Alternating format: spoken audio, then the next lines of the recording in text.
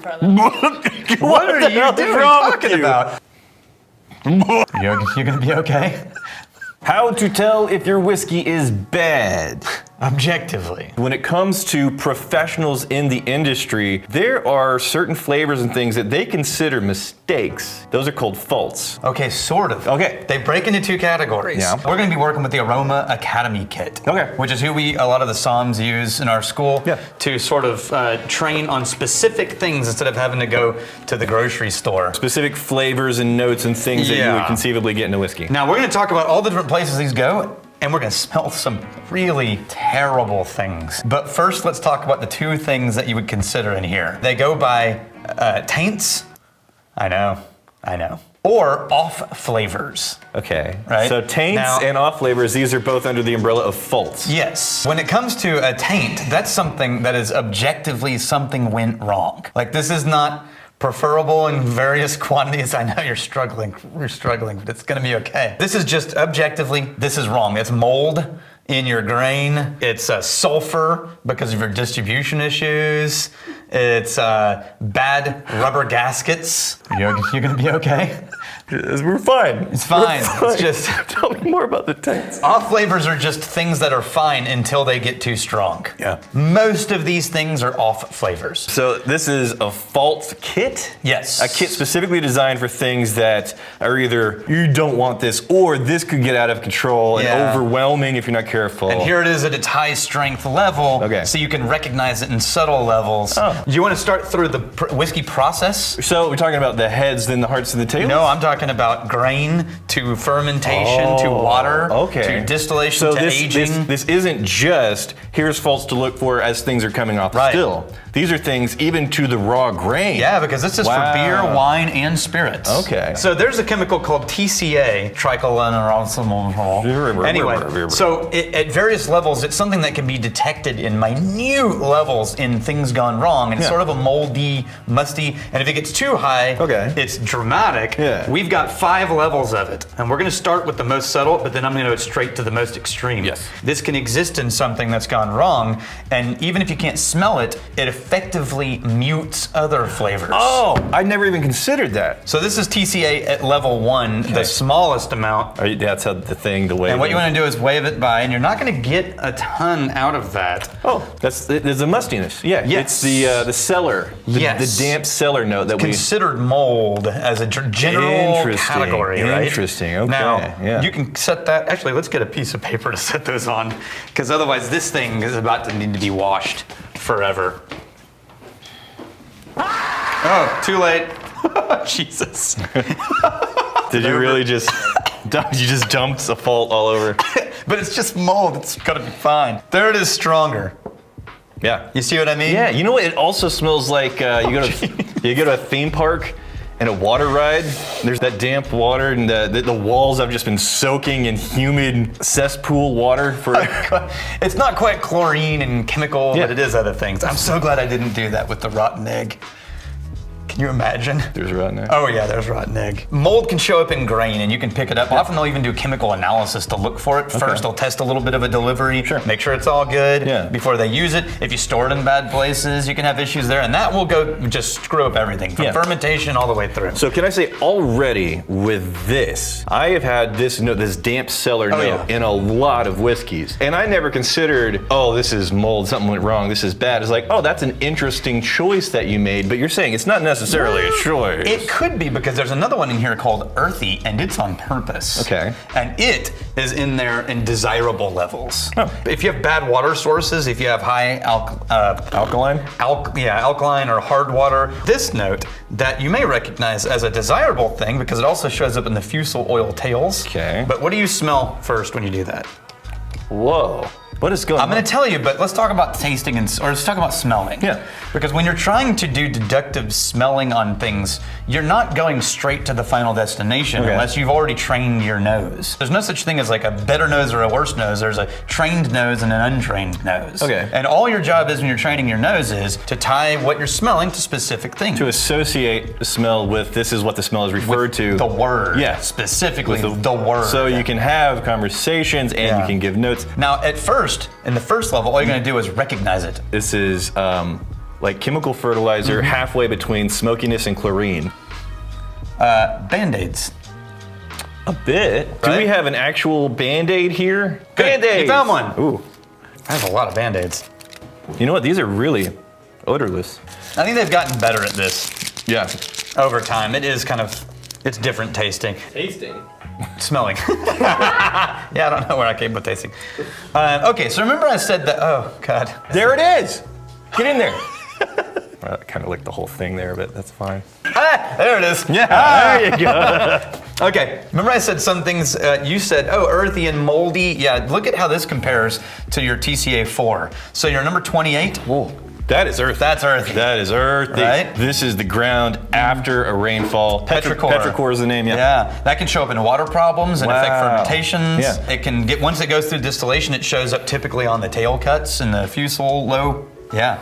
Yeah. Let's jump to what happens if you have yeast problems. And by yeast problems, now we're talking about things where it's just you did your yeast a specific way and it created certain things. And in small quantities, that's fine. I want to show you an example of one that like in low levels is highly desirable. And I'll tell you what it is every time after you smell it. But in too high of a level, this is a real problem and it can show up in fermentation. Okay, so before I smell this, I'm gonna tell you right now, everything that I've smelled so far, I have smelled in whiskey, and I never thought immediately, oh, they screwed up. I got the Right. smell. I thought, like, oh, that's an interesting That's choice. the thing that they did, yeah. And again, this is why we say so many of these things are, what do you want in your whiskey? And Yeah. can you do it on purpose and where is it coming from? Yeah. Butter. Yeah, it's a butter. It's like a buttered popcorn getting towards a butterscotch. Right. Yeah. So in lower levels, that can be a nice, pretty thing. But in really high levels, it becomes overly buttered popcorn and it Yeah. dominates everything. And we've had that. Yeah, where it's like, this Yeah. is alcoholic buttered popcorn. Now here's something that can legitimately be considered something has gone wrong. Okay. Its official name is acetic acid, or it's in the family of acetic acid. Yeah, that's not pleasant. It's a little vinegary to me. It is vinegar. Okay. Yeah, so compare it to the real thing. Yeah, man, that's right on. Yeah, they nailed that one. Now, did they actually distill a thing and get this vinegar note, or No, did they they're just drop actually this in doing vinegar? chemical compositions. Okay, so Chemically. it's not a little bottle full of vinegar, and you No. just feel like, I smell vinegar. Yeah, of No, course you do, they're- because it's vinegar. Okay, yeah. Another one, lactic acids. If you have issues in, it could be sour milk, could be a note. But if it goes wrong, it turns into this. Oh. You see what I mean? That it gets vanillid butter. and it gets a little sour too. Yeah. Think wet paint. Oh yeah. Absolutely. Oh yeah. Oil-based even. Yeah. Yeah. Another example, where's our banana? Because we've got isoamyl acetate. Throw the banana! Oh god. Give up your evil ways and surrender now, villains. What? What do they mean? Are you the bad guys? Oh no, we're not the bad guys. This group of evildoers is the reason we visit this planet. Your deeds are damnable and deserve justice. But we didn't even do anything. You poached and slaughtered endangered cereal boxes in the forests. You melted a man's skin into a vortex of meat. And you punched a man so hard in the nads that he evaporated. I'm just following my training from the Spoon Lord. This hell spawn is training you? What? Wait, I've got evil runes behind my head. What did you think those were for? Hellspawn? Yes, I'm a hellspawn. I'm a demon prince. What did you think? Degenerates, the lot of you. I am sickened to have quested with you. My reputation was stellar before this. Everybody knows I crusade around, crusade the distant lands, go on crusader oh, okay, I'm starting to see the problem here. I've been lied to this whole time? All I wanted to do was save the world, and now I can't even do that thanks to you guys. If only I'd been powering up in the previous episodes with Magic Spoon with its 0 grams of sugar, 14 grams of protein, and only 4 net grams of carbs. Then I'd kick all y'all's asses. Wait a minute.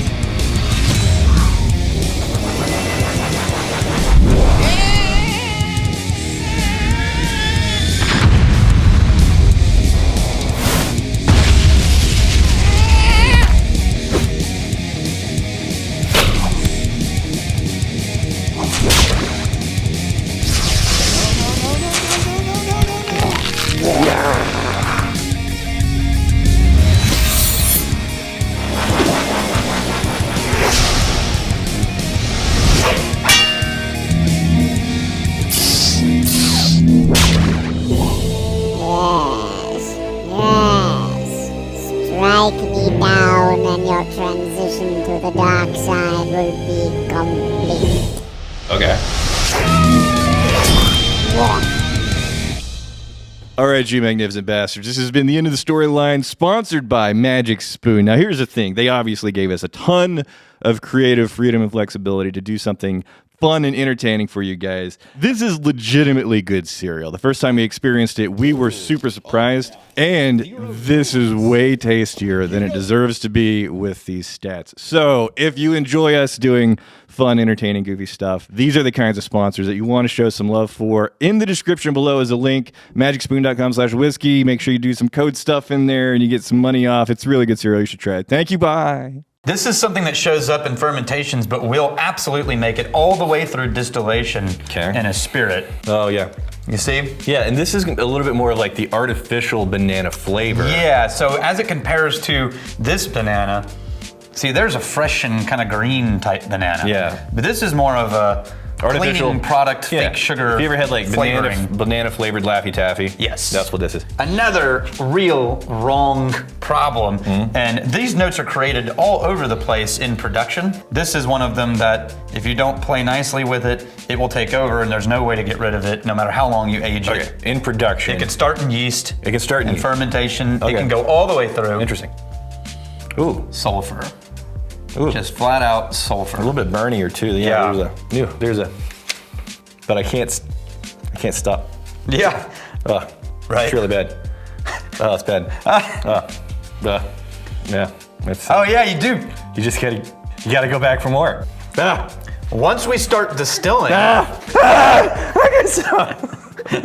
Are most of these faults that are happening, are they typically showing up in the distillation process? Where do most of them We've really... lived mostly in the grain all the way through fermentation. Okay. We're about to tiptoe into distillation. Okay. In the head cuts, there's this thing that a lot of people love and want, but if used too much, takes over, and it's basically green apples. Just think citrus and green apples and things like that, right? Kind of nice. But add that to that, a really high ethanol bump.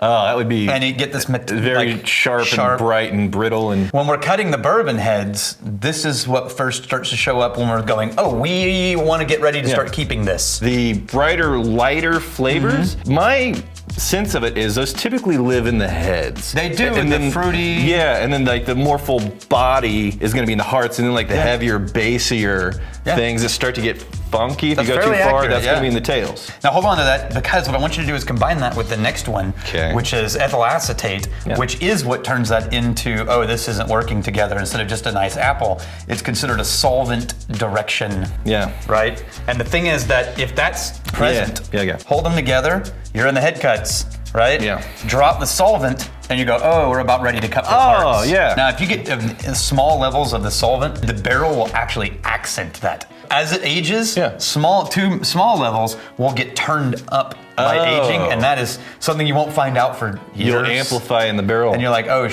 I kind of want to combine these two, because they both live in the tails. So we were just in the heads, now we're going to go jumping down into the tails. This is something that will sometimes show up. They call it, wait for it. Well, actually, I won't tell you, because you might recognize it, especially now.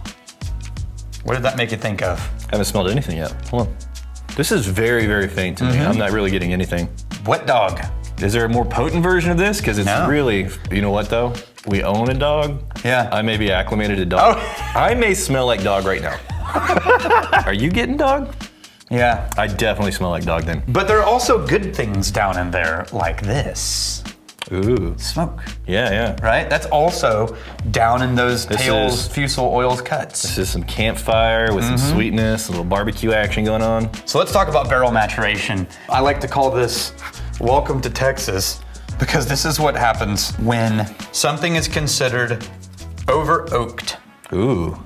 That's the really heavy wood tannins that in the right quantities are beautiful. No, this is really nice. This is really nice. If they're too strong, right? Yeah. This is like a vanilla, soft, beautiful rosewood. Now add that to the smoke.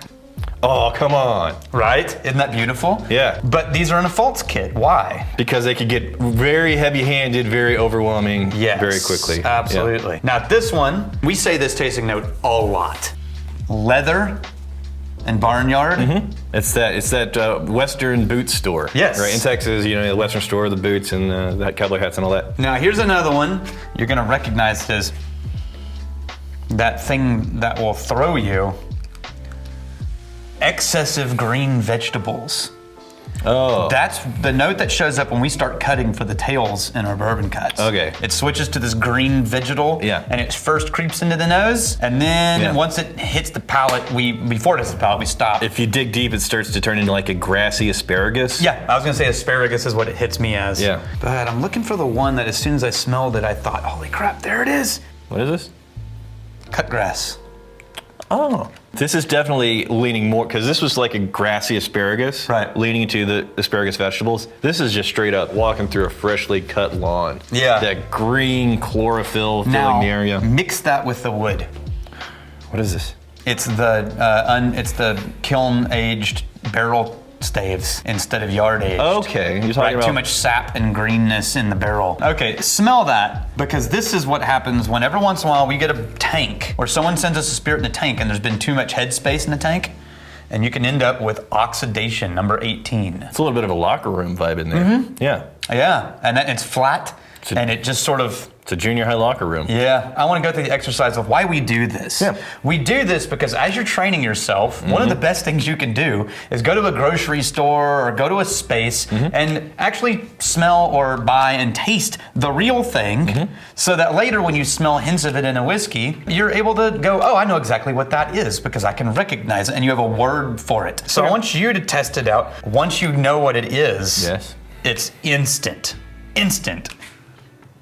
What's going on here? Now I'm gonna tell you what it actually is, and you're gonna, your brain will snap to it. Yeah. Green bell pepper.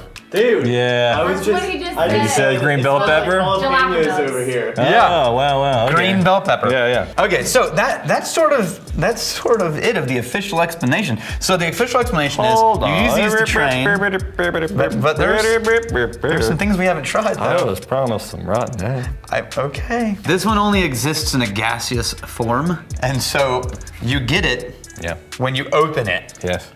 And then that's it, and you close it, and it'll take a little bit to react to the air in the container. You don't dip on the thing? I don't think we even need to. I think we could probably just open this. Okay.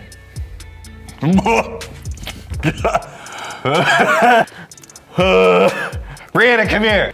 I could totally rip one right now and nobody No one would know. Yeah. Okay, don't get it on your fingers, whatever you do. Open the lid carefully. Ooh, I'm excited. Oh no, don't be. All right, get in there. Okay. That's not that bad. Smells like, wait, give me a... Oh yeah, don't try to change hands Yeah, on it just smells like deviled eggs that have been baking in the sun for a little bit. What are you talking about? Let's. You just keep going. What is it with you and the, oh God, I must go back. Hold on. This is the challenge. How long can you sit there? Yeah. Just breathing it? Yeah. And you have to breathe through your nose? Yeah. Longer than you, I'll bet. Okay. It up. Yeah. All right. Ooh, I can already. Where's the bucket? Wait, does anybody have a timer? All right, I got one right here. Ready, go.